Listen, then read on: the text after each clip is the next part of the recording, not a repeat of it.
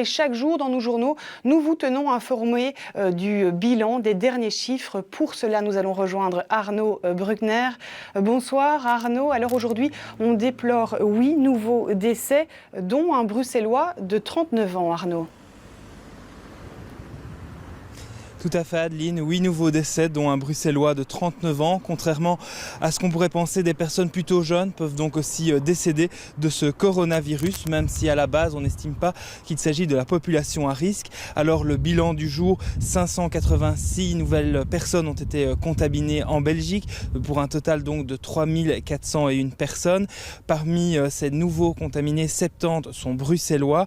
Un chiffre un peu plus positif, 340 personnes ont déjà quitté l'hôpital et ont été désignés comme guéris depuis le 13 mars. Par contre, je le disais, 8 nouveaux décès pour un bilan total à l'heure actuelle de 75 morts. On est ici avec Simon Delicourt qui est chercheur en épidémiologie à l'ULB. Alors on le voit, 8 décès aujourd'hui contre 30 hier. Est-ce que c'est un signe encourageant ? Non, vraiment, à ce stade-ci de l'épidémie, il n'y a vraiment rien à tirer de l'analyse du nombre de décès journaliers en Belgique, malheureusement. Alors ce matin, la ministre de la Santé, Maggie De Blok, parlait de 8 semaines pour mettre fin à la crise sanitaire. Est-ce qu'on s'est déjà donné un chiffre aussi précis ? Non, mais ce sont des mesures qui sont prudentes en fait. On aura bien besoin de ça donc, pour être prudent et éviter un deuxième pic. Il faut bien comprendre que la stratégie en Belgique ici, c'est de freiner la chaîne de transmission en faisant du confinement.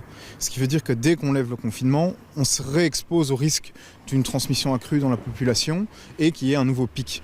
Donc les mesures de confinement, quand on pourra les lever, il faudra de toute façon le faire de manière progressive, tout en gardant un œil vraiment très attentif sur l'évolution du nombre de cas.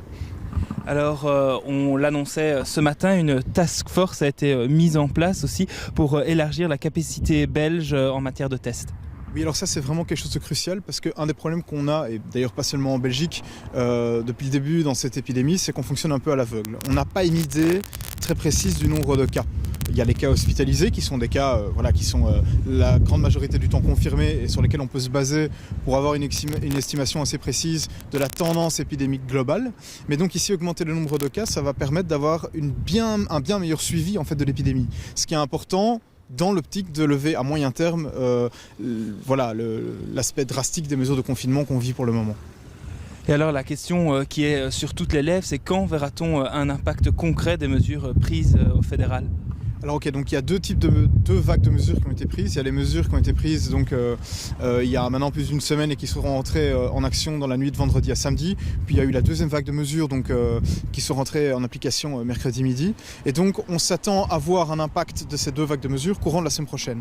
Alors pourquoi est-ce qu'il y a un tel temps de latence ? C'est parce qu'en fait il y a d'abord le temps que les gens se mettent à respecter les mesures, donc que les mesures soient dans les faits respectées. Deuxièmement, il y a le fameux temps d'incubation du virus dans le corps humain qui est de 5-6 jours en moyenne. Ensuite, il y a le temps que quelqu'un qui a des symptômes se manifeste et finalement il y a aussi des fois un délai pour avoir les résultats du test. Donc tout ça combiné, on a un délai, un temps de latence qui est de 1 semaine à 10 jours. Ce qui veut dire que les premières mesures qui ont été prises il y a maintenant une semaine, on espère voir un impact sur donc la courbe épidémique courant de cette semaine. Et on attend effectivement de voir cet impact. Merci Simon Delicourt, chercheur en épidémiologie à l'ULB. Alors petit chiffre complémentaire, 1380 personnes sont actuellement à l'hôpital, dont 335 personnes hospitalisées hier. Merci à Arnaud Bruckner pour toutes ces informations et merci aussi à votre invité.